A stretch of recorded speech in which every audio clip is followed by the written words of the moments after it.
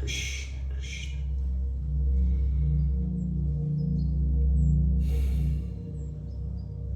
What's happened to me? Nearly 30 years since I first seriously took up chanting and following the process. And where am I?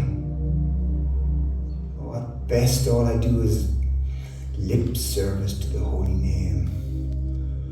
Broken names rattled off from a broken heart. Have I even got through Anartha Vritti properly yet? 75% free of Anarthas? Is there any sign of Nishta yet, or to speak of Ruchi and Shakti? Maybe a little Nishta on the physical level, but my mind still runs wild like a child in a toy shop, drawn to all the externals, but no idea what real Krishna consciousness is yet. And when I sit to chant or hear Krishna's beautiful pastimes, my mind works just like a countdown clock, thinking, how long, how long, how long, how long. That's definitely not the mind of one who has any real taste for Harinam or Harikatha. My mind would not flow like Mother Ganga to the ocean, but a Ganga-like flow of distracting thoughts that were all so much more important than hearing the holy name. Is this acceptable? Is this normal after so many years? Would Prabhupada be pleased? I think not. He said the process was gradual, but gradual doesn't mean slow. He guaranteed if we follow strictly the process he gave us, we will directly see progress in ourselves as tangibly as Bhakti Prashana Bhava Virakti, the satisfaction of eating a big feast. He said it continually throughout his purports and lectures. He wanted us to be 24 hours absorbed in Krishna by our sadhana and our service. Not a moment without thinking of Krishna, he would say. That is what he expected from his followers.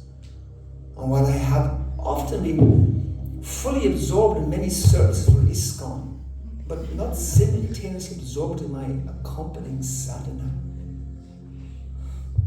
how often was my serious attitude for service a substitute for my lack of seriousness for my sadhana?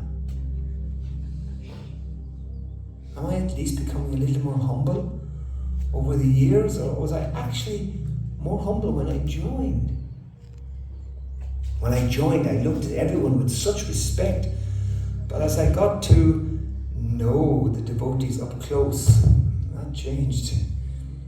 But even back then, my idea of humility was questionable. I would preach to myself, okay, be humble, be humble, be humble. That's what Lord Jani said, straw in the street, straw in the street, straw in the street. No, lower than the straw in the street. How can I be lower than the straw in the street, I would think? Straw in the gutter? Now I have to think about that. I understood humility to mean you fold your hands and you always say, Prabhu, Prabhu. I was so humble that even thinking myself 1/10,000 the size of the tip of a hair was too big. I knew I must be even smaller than that. And if Krishnadas Kaviraj says himself to be lower than the worm in stool, then I was lower than the worm in the stool of the worm. No taller than a tree? Well, I was never sure if a tree had to put up with all that I had to put up with from the other devotees. But I was pretty sure I was more tolerant than an ash or a beech tree, maybe even more tolerant than an oak tree. But I didn't think I was more tolerant than a banyan tree. They must be super tolerant, being so big and old. But I was doing pretty good there, I thought.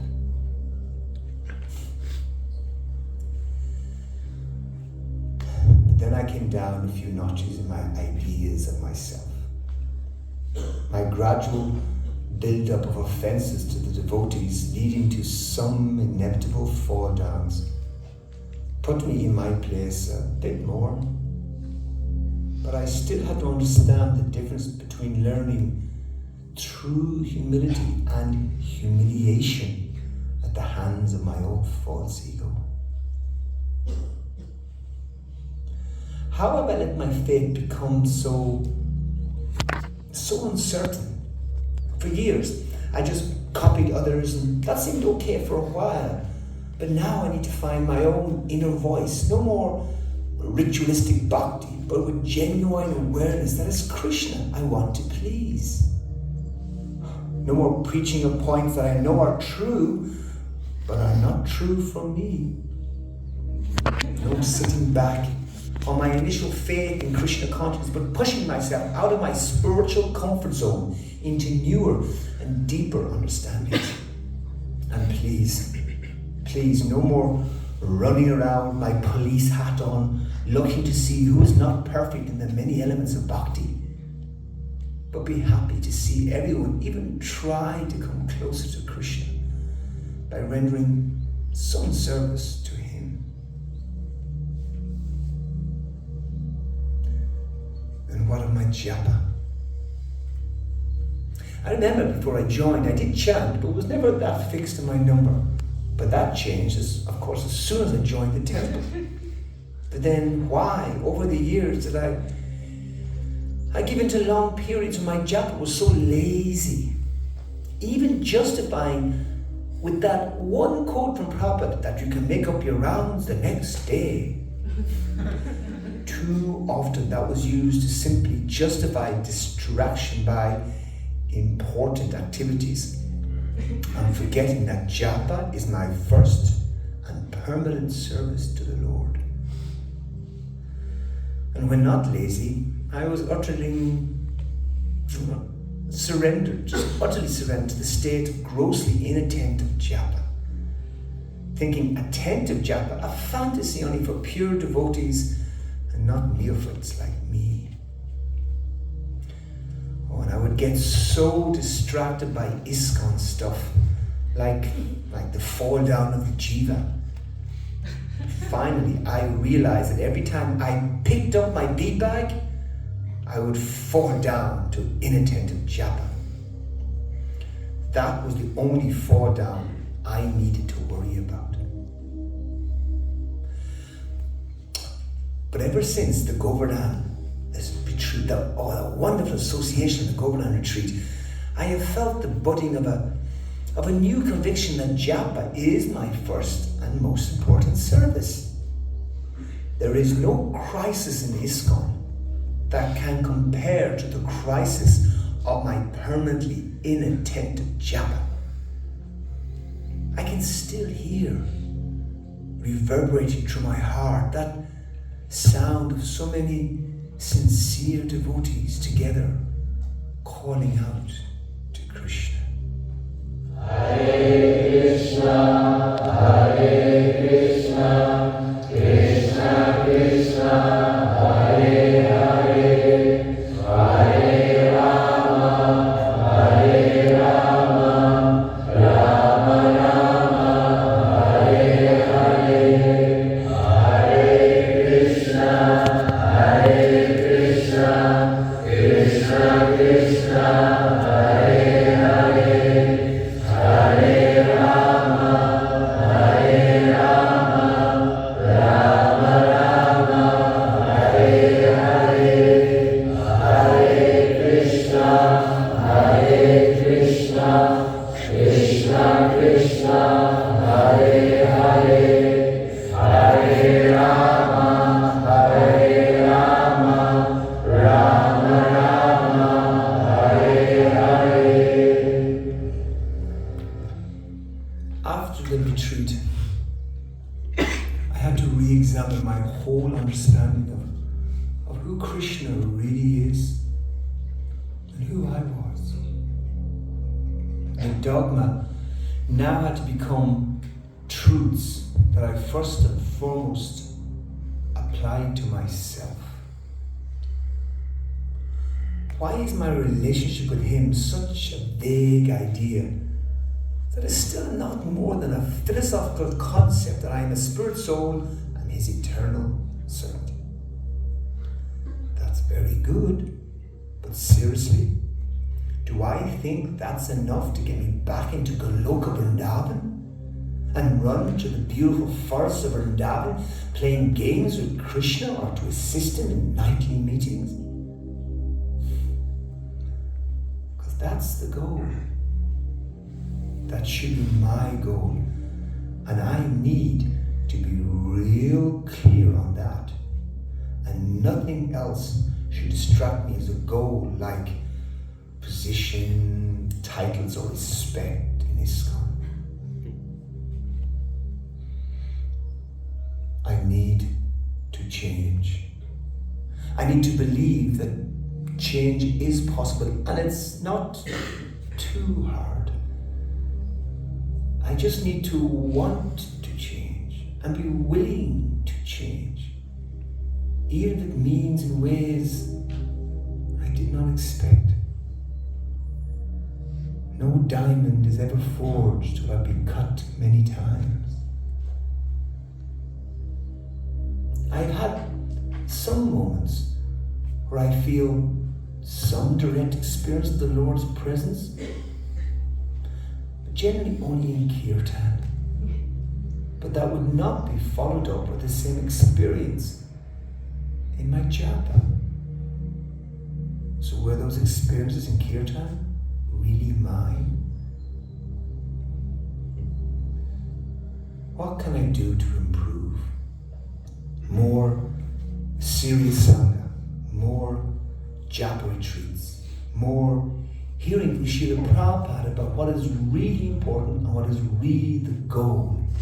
Pure love for Krishna, free from all ideas that love exists anywhere but in Krishna.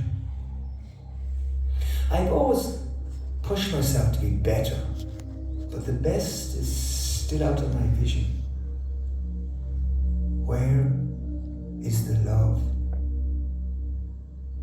And how can I grow to love Krishna and Sri Vrindavan Dham unless I hear about them and only them, with less WhatsApp and YouTube, more Krishna, Krishna, Krishna.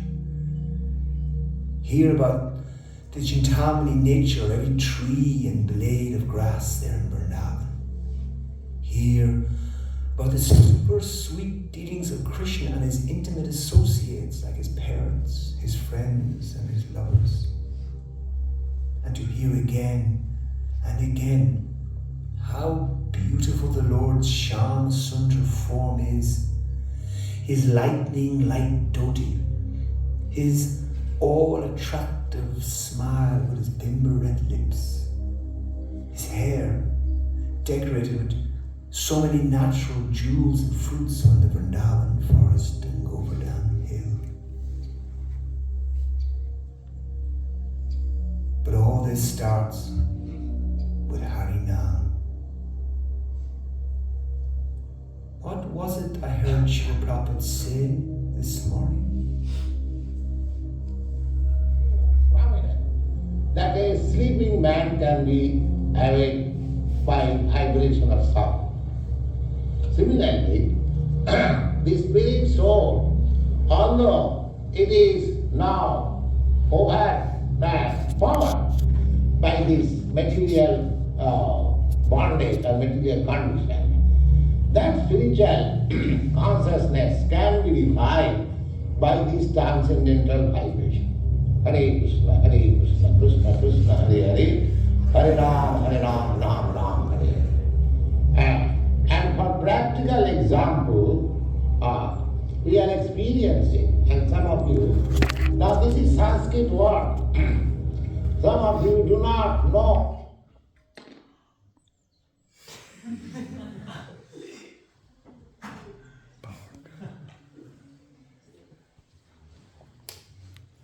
So Krishna says, and we say to Krishna, My dear Lord Krishna. Hara is the energy. And Krishna is the supreme Lord. We are addressing Hare Krishna. Hare Krishna. Oh, the energy of the Lord. Oh, the Lord. Please accept me. That's all. Please accept me. We have no other prayer.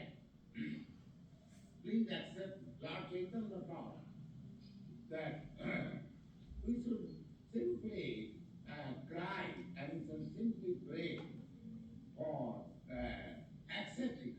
That's all. So this vibration is simply a cry for adoration. The Supreme Lord requesting him, please accept, please accept. Nanda Patitam Kinkaram Maha Visame Bhavamudho Kripaya Tavapada Pandajastita Dui Sadisam Vichinta. This prayer was offered by Lord Chaitanya.